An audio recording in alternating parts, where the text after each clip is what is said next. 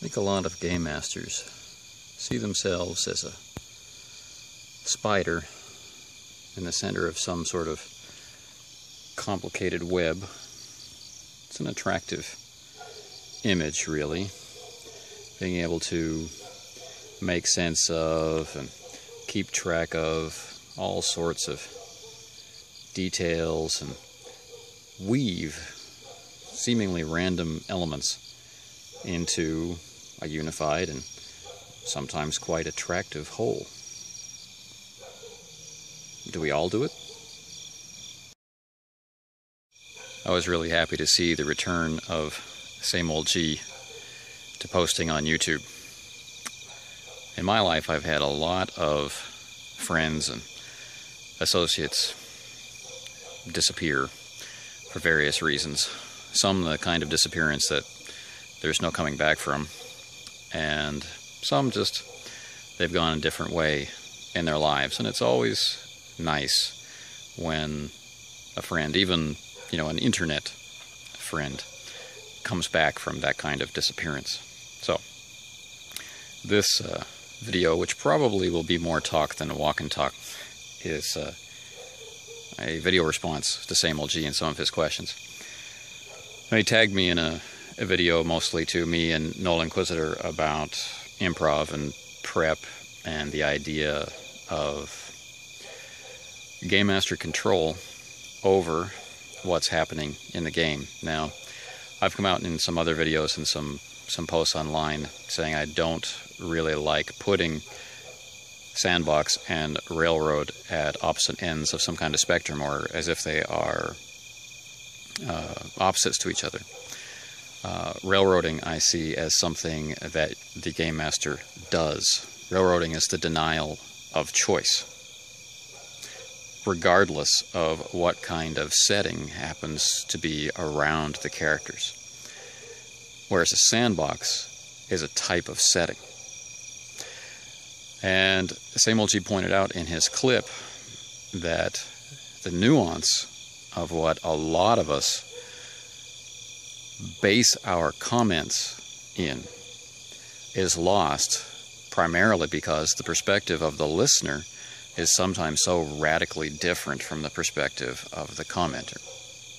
And so part of this video will be an attempt to more clearly frame some of the things that I've been saying for the last couple of years, which may or may not be being missed by the people who listen. I talked a moment ago about spiders and spider webs. The webs, for me, are not pieces of plot. They're not elements of events which will happen in sequence. They're not story. And it's very easy to lose the sense of this. It's very easy to hear what a person is saying along those lines and assume that when they're talking about prep, or assume when they're talking about how much improv they do or what they do before a session, that they're talking about laying down what's going to happen today, when some of us may in fact not be doing that at all, but are instead laying down pieces of background scenery.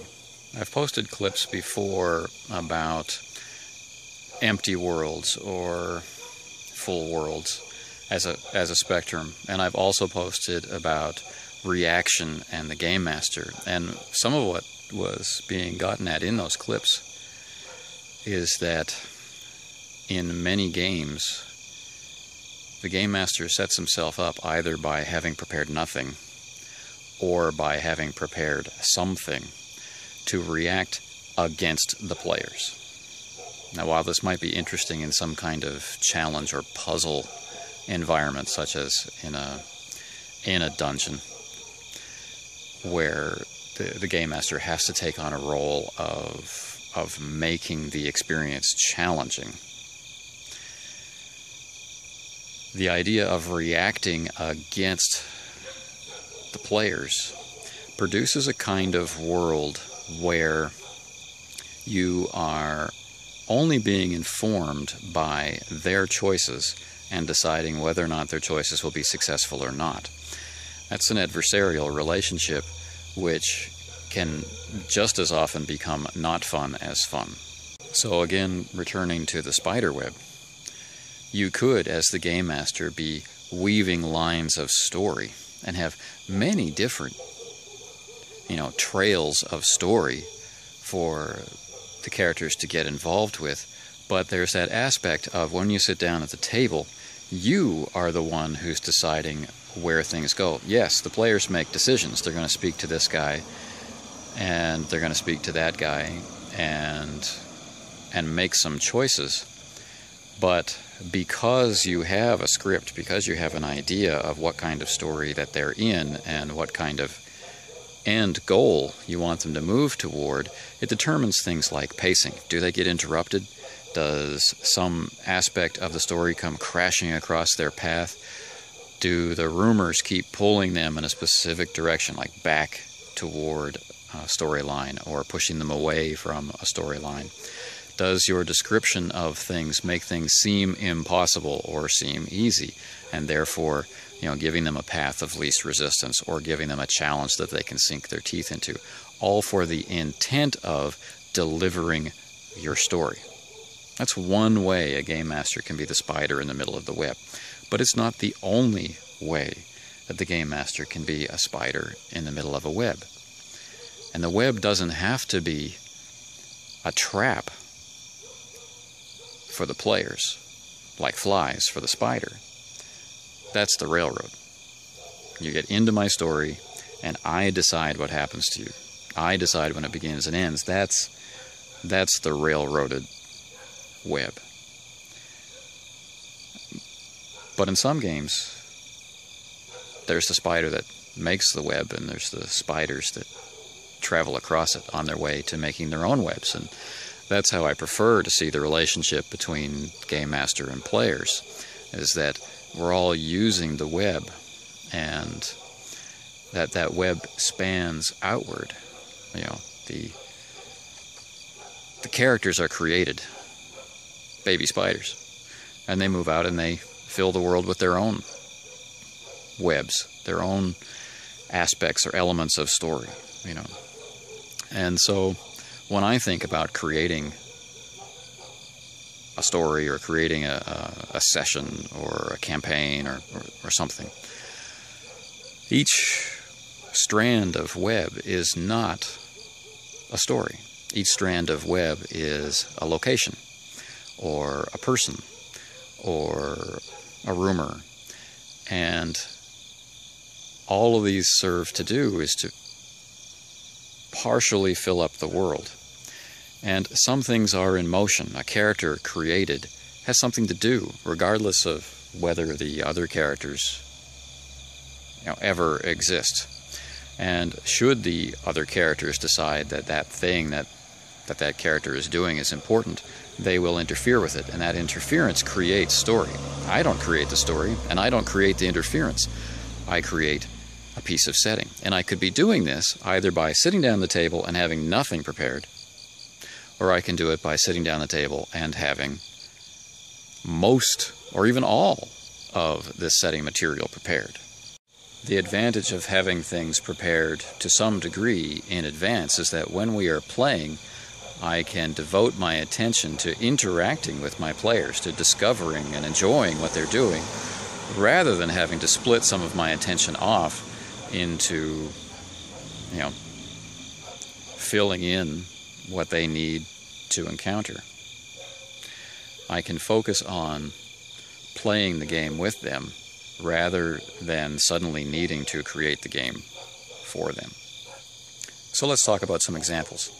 I'm running 2 big games right now. I've got lots of little things going on, like playing in a play-by-email, and I'm about to start Broken Rooms play-by-email, and I've got the Wraith thing going, but the ongoing big meat of what I'm doing is my RuneQuest campaign and my Star Wars Edge of the Empire campaign. I am not running these games the same way. For the RuneQuest game, although there's a high amount of collaboration in building the boundaries of the world, of fleshing out the sentient races and our species and that sort of thing, the cultures. The approach to how the game is conducted is pretty much my normal way of running the game. I have created locations, and the ones that the players have chosen to go to, we've spent time there. And anytime they feel like leaving, they can. And anytime they feel like coming back, they can. And they're not being pushed or pulled or compelled, other than by who their characters are, to do anything. The story is emergent. People in the world, things in the world are acting, and other people and other things in the world are choosing to care about it, and it's happening, organically. Now, how I do this is by managing timelines. I have to keep very, very strict and prepared attention to the unfolding timeline. I need to know how long actions take. I need to know what a certain character might want to do, and I need to figure out how long it would take, because the player characters may never interact with it at all. No other characters may interact with it at all, or it may be interrupted before it even begins. I need to know how long things take. I do not, from an artistic or narrativist point of view, say, it would be really good for this event to coincide with that event and produce plot. I don't have to do that, but I do have to track time. How long does it take for him to travel from this place to that place? Right? With his skills and abilities, how long would it take him to figure out that she is doing this other thing? And would he care? And on and on and on. I get to play the game in the back of my head all the time. It's entertaining. I like being able to invest myself so deeply into experiencing a world and know that my players, should they choose to, can do the same thing. The world is responsive, not reactive. The world is there to be explored, there to be interacted with, and is not there to deliver any particular message or story that I might have. My Edge of the Empire campaign, however, is quite different. And it's not different because I'm being more willing to insert story, because I'm not. How it's different is, one, the dice and their ability to pull the players into affecting a scene, but also because of the genre. You see, in the genre of the RuneQuest game, it's very realistic, for want of a better word. We're trying to create a what if this were all real kind of environment. So yes, it has fantastic elements like magic and that sort of thing, but traveling across the desert is still traveling across the desert. It's not traveling across a swashbuckling desert, where even though you're more likely to die of thirst than ever encounter anything, somehow you manage to stumble across the right kind of caravan at the right time. Simulating the genre of Star Wars means that I have to be more open and more willing to letting coincidence be a galactic law, like gravity, friction, coincidence. There's a tremendous amount of coincidence in the Star Wars universe, and I have to be willing to simulate that. I have to be willing to make that real for the players, so that their characters feel like Star Wars characters. That the opportunity I'm providing to explore their characters in the Star Wars universe feels like characters in a Star Wars universe. It doesn't feel like die-hard characters in a Star Wars universe, and it doesn't feel like vampire characters in the Star Wars universe. They're not tormented by angst and that sort of thing.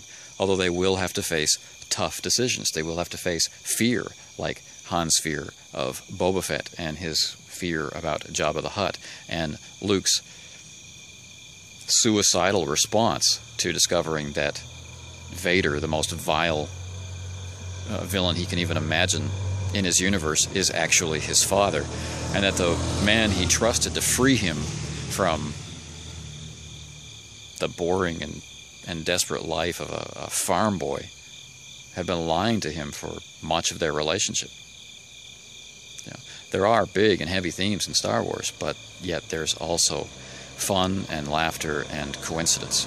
When I'm preparing for my Star Wars game, therefore, I need to create characters that are just that little bit larger than life, that are slightly more recognizable as who they are. They wear their inner nature more on their sleeve, so that the characters can feel confident in treating them as a friend, or treating them as an enemy, or treating them as an object of suspicion, somewhere in between, and that the characters can be put out on limbs knowing that coincidence won't be there to save them, but coincidence will be there for them to take advantage of. I'm not running the games the same way, but I'm approaching them with the same intent, that I will supply a world that is not completely empty. Your characters are not the only things in it. There's other things going on. But I'm also not supplying a world in which there's a story of any kind. And I'm certainly not denying choices to the players. A railroad. Going back to an earlier project I had with Same Old G, I'm going to be making some blog posts and possibly a video in a different kind of format to nail down some of the terminology I use from the point of view with which I use it. And maybe this will, at least if nothing else, spark some discussion on how terms like agenda, sandbox, railroad, improv might mean different things to different members of our extended community. And maybe that will help us, when we exhume these old topics, take them the next step in a more permanent fashion. Not all of us may see ourselves as spiders and webs, but for those who do, it may be helpful to remember that not all webs are created equally. Not all spiders are into the same things. We don't all see ourselves the same way, and I'm really glad Same Old G came back and pointed out this disconnect in our current body of work. Welcome back.